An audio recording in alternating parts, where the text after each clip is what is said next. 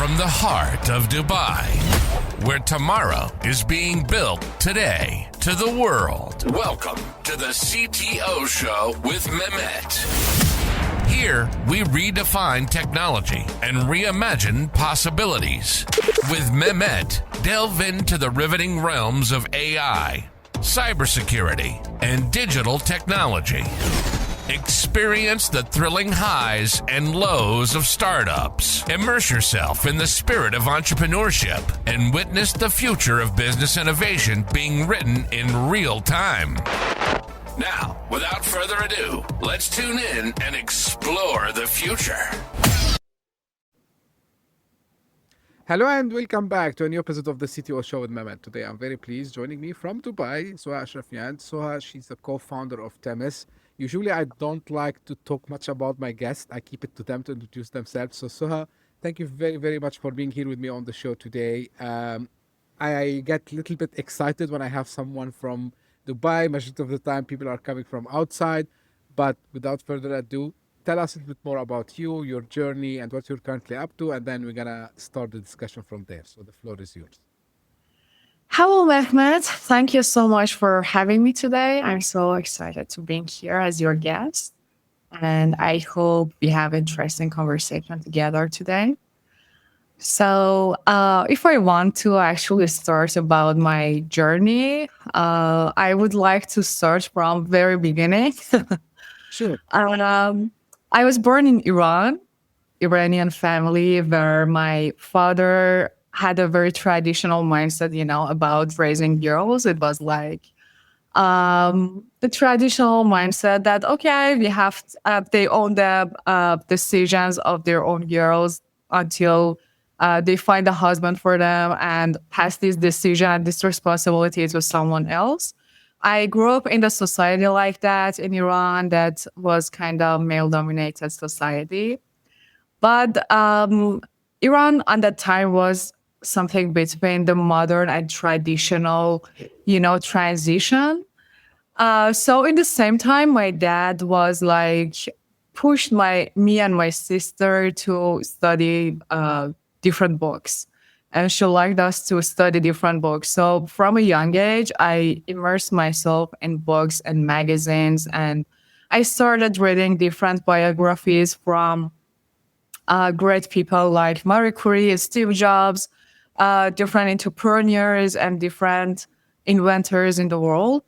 And they became my window to the world without limitations. I just look at the world like an American teenager look at the world. I didn't see the limitation that actually were around me. So I grew up imagining myself as an inventor and entrepreneur, even when reality around me felt more restricted. That's what led me to study aerospace engineering in university, in one of the top universities in Iran, because I was obsessed with the idea of building a flying car, which is kind of weird now that I'm thinking about it, but I still have that dream as well. But along the way, I realized that I truly love, my true love was building businesses. So I changed my major from aerospace engineering to, business.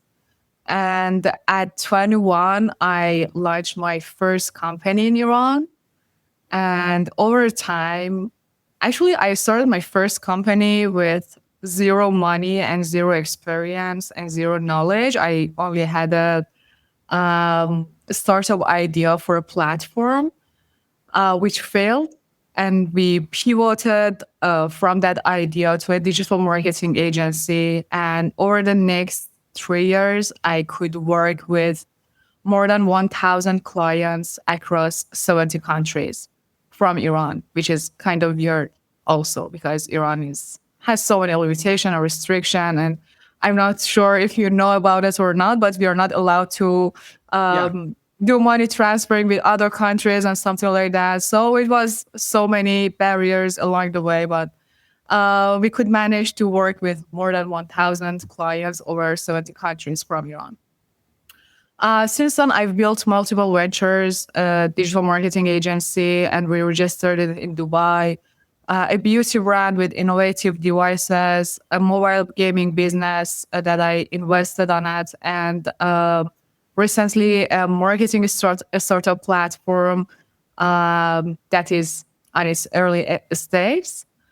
So my past has really been about taking that imagination I had as a child and turning it into a real tangible ventures. And in my past, I forgot to mention that I studied 2 years in Italy in Master of Business also during the process of launching different ventures and registering my companies in Dubai and something like this. So yeah, here's a short bio about myself. Great. I love to hear these stories. So, especially, from women, because we need to empower more women to be entrepreneurs. So I'm a big believer in this. Despite, all, the difficulties, and you mentioned some of the obstacles that you have faced, and both are, you didn't choose. Some of them, maybe they came down the road later. But yeah, so it's a fascinating story. It's like a source of inspiration indeed. Now, you mentioned like showing interest in multiple things, and then you picked up, you know, being an entrepreneur, right? So, did you know that time, when you started it and you told me like it failed and then you had to pivot, but like, were you just knowing what you're doing and it's fine if not? Or did you know like, okay, it's not an easy path? Because there is a saying that goes like, entrepreneurship is not for everyone. So Yeah. did you know this fact before you start? And, at any stage, did you say, you know what, I think this entrepreneurship is not for me? Like, maybe I should go back and find something else. So, this phase for you, how was it? Did you know, what's waiting you ahead of time? Um, yeah.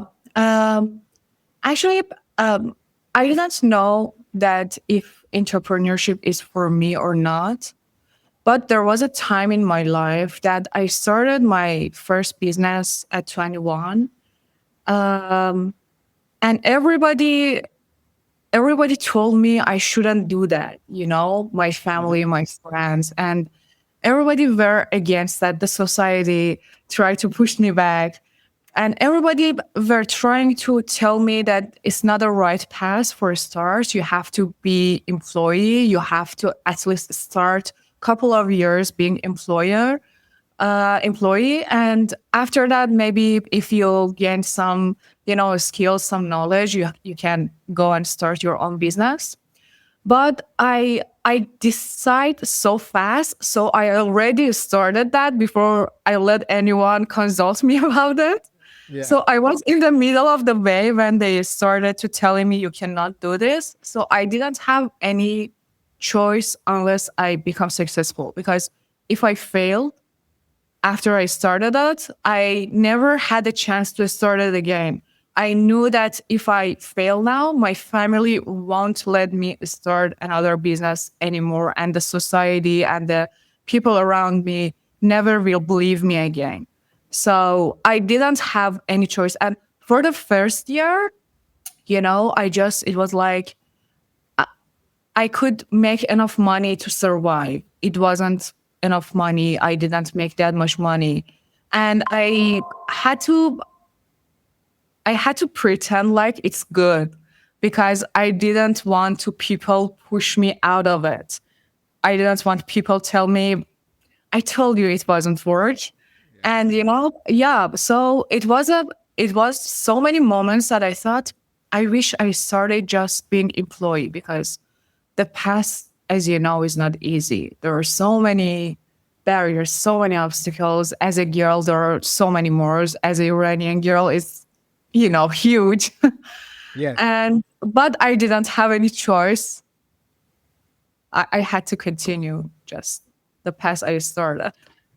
Yeah. So this is I mentor fellow entrepreneurs, and one of the things that I tell them you need to have is you need to have this determination, right, and passion, and you need to have this resilience also as well. So looks like you had it by nature, and of course, maybe of course the experiences you passed through, empowered you to stay because, and this is, I'm not sure if I should say fortunately or unfortunately, it happens across all cultures, but especially for us people in this region, regardless of the country. Like it can be Iran, it can be Turkey, it can be, So, oh yeah, like you're gonna study, finish university, you're gonna work either as a government officer, right? Yeah. You're gonna be maybe a doctor or engineer,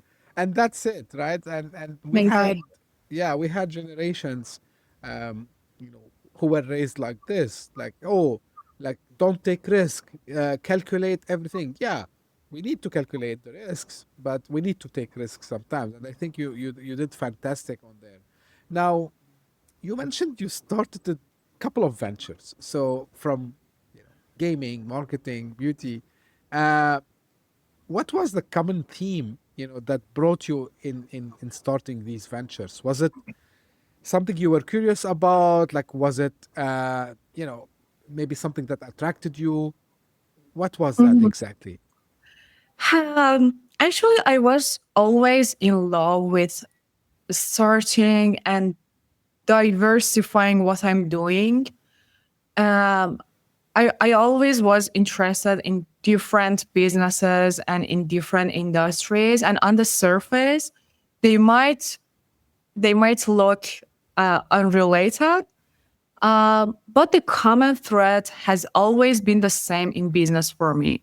I mean, marketing, distribution, and making sure the business is not just profitable, but stays profitable. It's the, I think, main point of starting a business and make it successful. Marketing, distribution, and keeping the business profitable. So I think it doesn't matter which industry you start.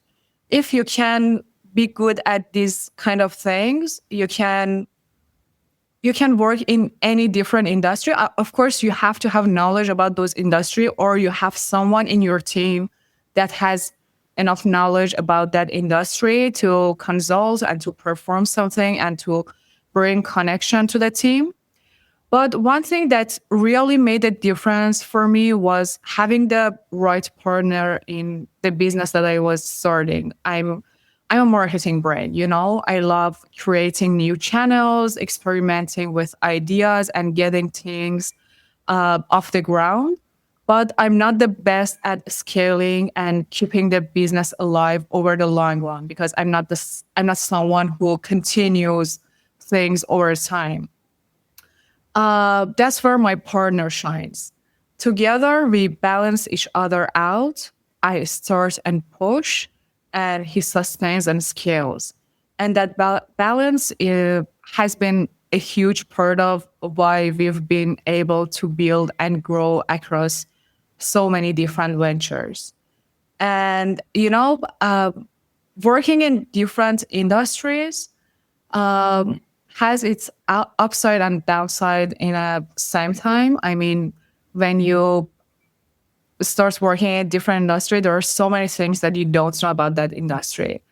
But it's so interesting to learn for me, at least. There are so many new people with different mindset, with different challenges, and I love to just go into new challenges. And maybe this is not the best business decision for people to take to go through different industry and work through different industry, because if you stay in one industry and go deep on that and work on that, you create new connections, you learn new things, and you can be one of the best on that industry. But for me, it's like, okay, before 30, maybe I can learn new things from different areas. So after that, maybe I choose one to continue for the rest of my life. This is what I'm thinking about right now. Yeah, so to me, when you're talking, like you had, the spirit of being a serial entrepreneur, by nature, because some of the successful entrepreneurs, there are like two types I've seen. Like there are the ones who start what they call it iconic companies, and they, stay in the company that they started it, until they're gone, right? And there are the ones which are also not to be like underestimated, like yourself, who loves to start things. So there are people who their areas where they are strong is to start things from scratch and take it to the next level, right? And this is what we call them, the serial entrepreneurs. Now, you mentioned a couple of things, and it's just sorry, it's a question that came to my mind now. But from what you mentioned now, so if you had, very limited budget, right? And you can prioritize one thing only, which one you would prioritize more? Is it the brand, the product, or the distribution and the growth? Um, I think if I had choose only one thing, I chose distribution and marketing because when I want to start a new idea and start a new business, I just try to figure out what can be its MVP. And you know what is MVP? Is minimum Yes. viable product. For the people who don't know, it's the minimum thing that you can provide as a product or a service, and you actually release it into the market and see how people react with it. So the first thing first is creating a MVP. I don't care that the MVP is good, is bad. You just have to present it in the best way you can.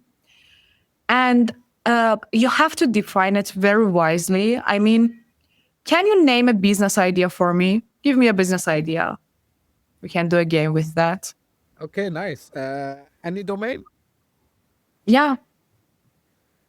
Business idea. Yeah, you surprise me. Rarely, I love when my guests ask me questions, which um, let's say a marketplace for event organizers. Okay, perfect. Imagine you want to create a marketplace for event organizers. So one side are event organizers and one side are companies or people who want to have an event and are looking for event organizers, right? Okay, you have two choices. First, go and develop a website and try to create a beautiful UI, try to develop a very good website with a very complicated, codes and UI and UX, and immerse yourself with this kind of things. And the second way is to have an MVP on that, which is a very simple landing page. And it says what your idea is about. Okay? Yeah. You have a landing page, you explain what is the main idea, and you start launching advertisements on that landing page. So you put $100, $200 on that landing page and see people like the idea or not. People go to, for example, event organizers go to sign up the forums. Are they interested in being on a platform? Are the people that are the other side go sign up the form for finding their event organizers? You have to make it as simple as possible. And with less than $500, you have to be able to test an idea in 48 hours. Right. And after that, it works or it doesn't work. If it works, you go and create the platform. If it doesn't work, you try to improve the idea. You try to improve the actually MVP to see it works or not, because it might be your MVP is so poor so that people didn't respond. So you have to try twice, 3 times and see it works or not. If it doesn't work, you didn't spend that much money on a website, on a marketing, on anything else, and didn't put that much time and effort on that before you know that it's really that something is needed in the market or not. So yeah, I think I forgot what was your question, but I think it's thanks for that. No, actually, you answered it because I asked you what do you prioritize? Is it the brand, the product, or the Oh distribution? yeah. And absolutely, you nailed it. Because this example, so people might say like, what's the relation? So what you just described is like the first thing you should be doing, which is basically kind of a marketing, putting your idea for test, right? And this is even Exactly. even before you started the actual business. A lot of mistakes that happen here that I've seen personally, and although like this is the nature of us humans, like we see things, and we know like they might go wrong direction. A lot of people say, hey, like don't go, which is, see, don't get me wrong, I like people to try things, maybe they will succeed, I don't know, but I mean Yeah. it's very well known, especially for starting up a business, you need like the MVP as you described it, and then like if it's not something technical, maybe the idea that I mentioned is little bit you can do kind of an MVP, but maybe sometimes it's not feasible to create a even landing page. I tell people, Mhm. okay, there's another way of doing this MVP, which is Exactly. basically go offline, the old-fashioned way, and have a notebook with you and a pen and go ask people, stop them. If you are planning, for example, because I get this question a lot, like go on the corner of the mall that you are deciding to open shop there and ask people, would you stop here if I had this concept? Just Mhm. simple, right? Yeah. And so I know like some people, they also think, oh, someone will take my idea and they will do it. Copy that. What you Yeah. tell these people, Suha? I'm telling them that the idea is $1. The worth of an idea is $1 only because the world is full of ideas, very great ideas that people couldn't implement yet. And the worst of an idea is the implementation. So don't worry about your idea being copied or something like that because it's just not like that. People are not looking for it. Everybody has so many ideas in their mind to start a business, and the thing that make difference between a successful business and a failed business is not a good or bad idea, is a good or bad implementation. you know we start same thing today, one of us gets failed, one of us gets succeed, and it's about the Ab- implementation. Absolutely. Like it's all about execution. And I tell people, look, like there, and especially nowadays, we cannot find really, I mean, very rarely we see new businesses which are unique as ideas. We always see a business which is enhancing something existing with some, of course, special touch. So yeah, ideas are words, and words are nothing without putting them to be on action. I want to stop a little bit on the marketing still here. Um, and you do it very well, and I can see from even talking to you here today, Soha. uh Storytelling, how much is important, and why, especially when you are still new, you should avoid being in the selling mode and go to storytelling mode, sorry. Yeah, of course. I think, actually, I don't think the statistics says when you start with telling a story, you increase the chance of uh, selling your product or services goes higher with 80%. And it's like people just like to hear stories. They Right. don't like to be presented, and they're seeing advertisement every day, everywhere, every second, and they're just tired of seeing advertisement and to hearing the product pitch, services pitch, and something like that. So you have to play with their feelings, and it happens through a storytelling, I think. The storytelling is something that can go beyond their soul. It can go through their memory and stick in their mind. And it is something that can actually touch them.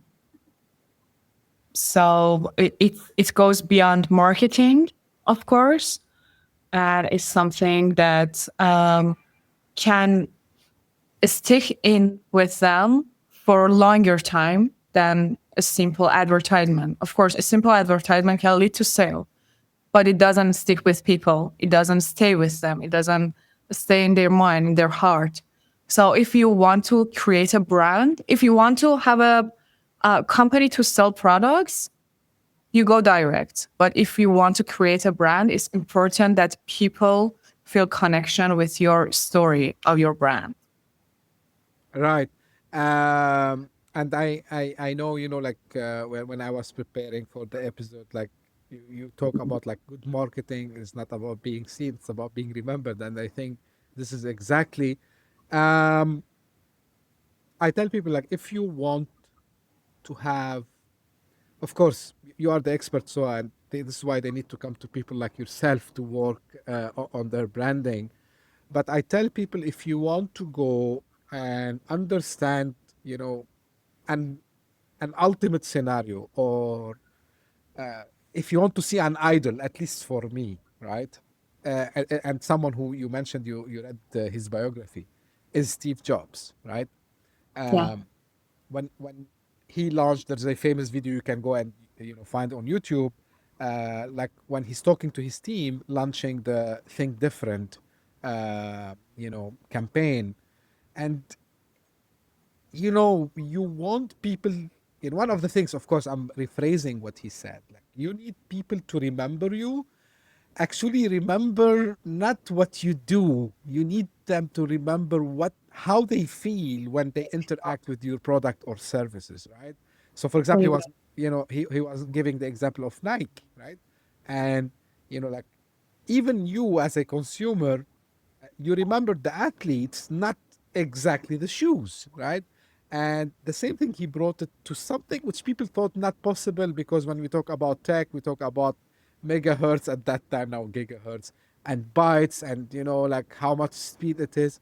But he completed this, and honestly, I'm not sure, like I'm taking your opinion, Soha. I never saw a company that does this better than Apple till our day, at least in the electronics and technology. Do you think any company nailed it well also as well? Um, Actually, there are some company in my mind, like for Sure. example, Nike that you mentioned, that like I don't know, Red Bull or some other company that are working great on this field. But yeah, Apple is something else. And every great advertisement that I remember from Apple is about the early years that Steve Jobs were in charge. Yeah, really, he was brilliant in marketing and branding and in the storytelling, of course. He just made people feel special with the commercial he created and feel, it's great that you make people feel special if they use your products. I think it's brilliant to do something like that, to make your products in a way, okay, if you are using our products, you are smarter than other, you are more special than other, and it's something brilliant that only he could do, maybe. Yeah, I agree with you. Right, yeah. So of course, like I'm not saying like Apple is the only company, but like really, they put bar very high. And to your point, yes. So Steve Jobs has two phases. So his first phase is when he was much younger, but he did a crazy campaign against IBM at that time, and it was because he's very young and going and challenging a giant like IBM, right? In the 1982 ad, it's very famous. You can go, guys, and search it. And the second time when he was like more mature. He was like close to his 40s almost, and he had his second come back to Apple, and he launched the new campaign for the new Apple. Let's call it this way. And this brings me, Soha, to being creative and problem solving, right? Mhm. Um, so and let's do it by example. I'm liking, because you gave the example of the MVP and you asked me about business idea. So how we can, describe to us, a situation where you had to come up with a creative solution, and at the beginning it seems weird or unconventional, but actually it worked brilliantly. Um, I actually don't have any specific example in my mind, but Maybe not from you. Maybe creativity. not from you. Maybe from anything like you can share. Yeah. Yeah, creativity to me is, I like to keep things as simple as possible. When I hit a problem, I don't try to over engineer the solution. I just test very fast. For example, I think even coming up with the idea of a good MVP before starting a business, before starting out the campaign, even it can be a good example of creativity because you have to see different aspects of a product, different aspects of the business, and you have to come up with a good idea for MVP, which in the same time that is like your final product for final business version, it has to be still simple and it has to be still actually developable by low Uh-huh. cost. Yeah. And it's like so it's an example of creativity for me. Come up with ideas that you can test something and don't over engineer things before you can make sure that the business idea would be successful and people really need it, people really are willing to spend money for it or not. And I think the problem that lots of entrepreneurs, especially the ones that comes with engineering background, has Mm-hmm. is they over engineer things. They come up with very complicated ideas and they think, okay, if it's so complicated, it would work. If people don't understand it, it works better, but yeah, but it just doesn't work. You shouldn't look at things from your engineer mindset. You have to look at things in the way that people see it. And you have to be able to come up with the simplest version of the business idea you can. So yeah, I define the creativity with making things as simple as possible. And it's also creativity for me also shows up in branding as well. I mean, Mm-hmm. sometimes you come up with, for example, you have a very regular product and you come up with different packaging. You come up with different creative advertisements. You come up with guerrilla marketing idea. And something that happened, for example, for Dubai chocolate, Yeah. it wasn't anything special product wise, but the marketing idea behind it was brilliant, I think, and it could go viral. And yeah, in branding, it makes sense as well for me. Um, Back to creativity and the branding at the same time, because I think especially when you start a business, maybe in consumer more than a B2B business. um, I tell people you need to expect. I'm not expert in B2C, by the way. I'm not expert in business to consumer, but I see things in the lens of a consumer, and I see what works. So people expect sometimes things to be perfect, as you said, from the first time. And I tell them, guys, like you, you should know that you're gonna do a lot of iterations until you nail it. And every time you take this feedback and you get something better. But people get stuck so on, okay, we are getting you, but it looks like so big for us, like it looks so complicated. So what maybe kind of something that worked for you that it make, these very big obstacles, or let's call them challenges, uh, that in our mind, because sometimes we are like also programmed somehow to resist and Yeah. not go and take the extra step. So what are like some of the things you utilize to break things down? I mean, to look like much easy. What can we do? I think there are some steps that you can do. First, think what is your core value? I mean, imagine you are going to launch an application. Imagine you are going to launch an, I don't know, you are going to create a agency, for example. Okay, what's the uh, core value of your agency? What is your main offer that you are going to offer to other people? It starts with that. It starts with the core value. And then go to people, as you said, go person by person, or go through landing page and advertisement through social media. Um, I think first you have to find out what is your core value. Some businesses say, I've heard from young entrepreneurs that say, okay, my business it starts to meaning when all the features are together. And I'm telling them you don't have any idea, because your idea have to have a core value. If it doesn't have core value, your idea is not good enough, you know?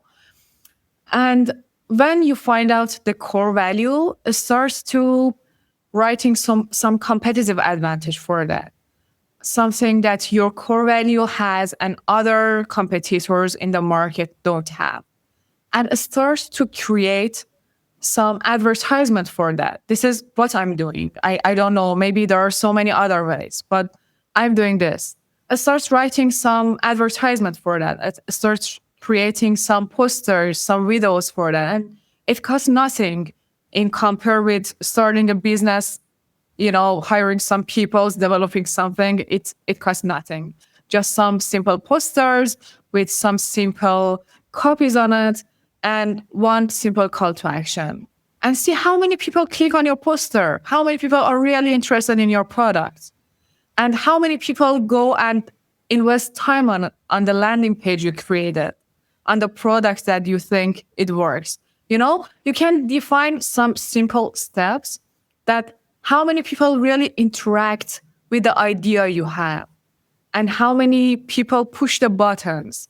It gives you very good idea that the market really needs your product, your service or not. Absolutely. So you're giving really me at least, and I'm sure the audience, you have this acumen of being a real entrepreneur, and like you did it at a very young age, and you're still young, of course. But if you want to go back and warn your younger self, if you want to, you are today as Soha, you want to go back to when Soha was like just starting her first business, and you want to warn her about one thing in entrepreneurship. Not tell her don't go and do it, but you want to warn your younger self about something and say, hey, like you need to take care of this. What would be? Um, I think I was fearless, but I encouraged myself to be more fearless even. You know, in somehow I scared of people opinion always. I scared to be bold. I scared to be loud. I scared to come up with my opinion in the around the table when all the other people were men maybe. And if I go back, I would be more brave. And I have to work on it until now.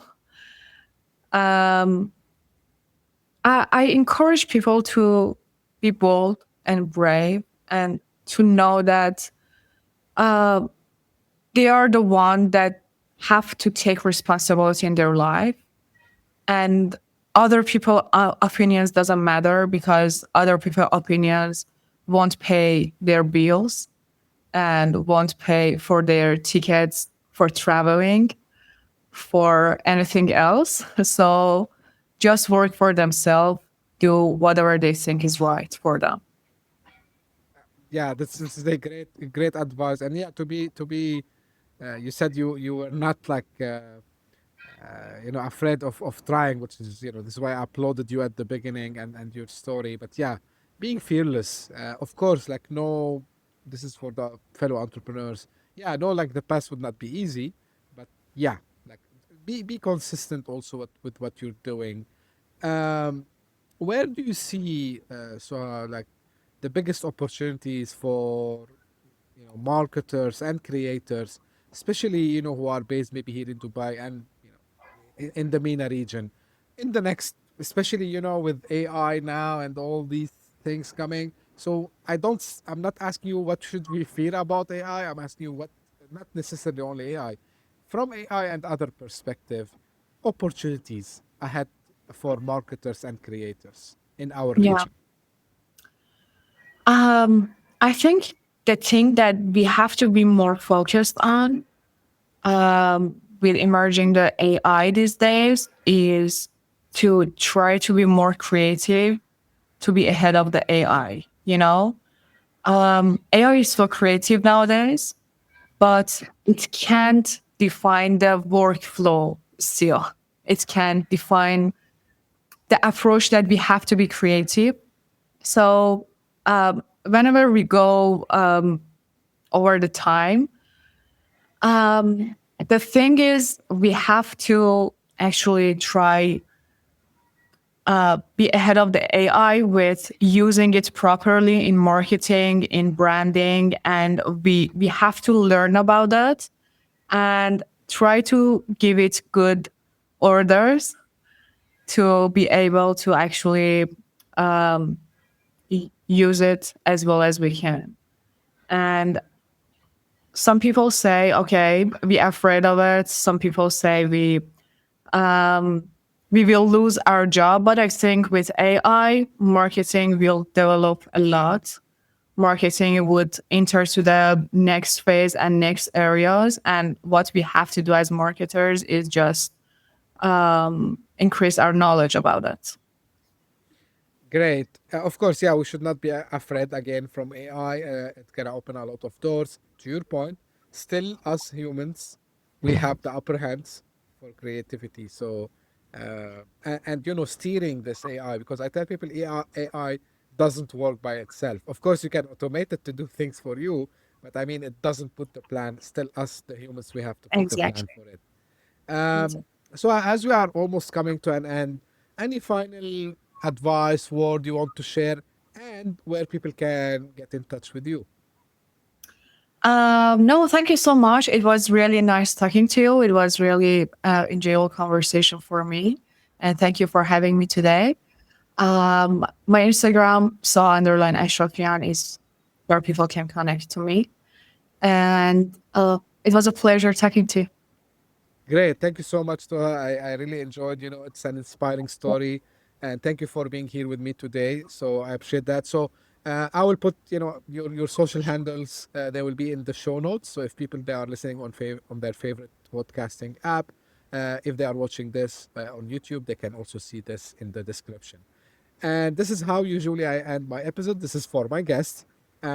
So, if you just discovered this podcast by luck, thank you for passing by. I hope you enjoyed it. If you did so, give me a small favor, subscribe and share it with your friends and colleagues. And if you are one of the people who keeps coming again and again, thank you so much for your support. Thank you for making the podcast. I'm repeating this again and again, but we are trending. We are in the top 200 podcast charts across multiple countries in the Apple podcast platform. And, this is unseen. So since I started 3 years ago almost, this is the only year where we never missed a week without being at least in 2 to 3 countries, sometime 8. I'm aiming to break the record and having like maybe 9 or 10 countries at the same time. So this cannot happen without the support of you, my followers, my supporters, and of course my guests, including you, Soha. And as I say always, stay tuned for a new episode very soon. Thank you. Bye-bye. Hit that subscribe button. Share the show with your tech-savvy friends and fellow entrepreneurs. And leave us a review on your favorite podcast app. Your support means the world to us.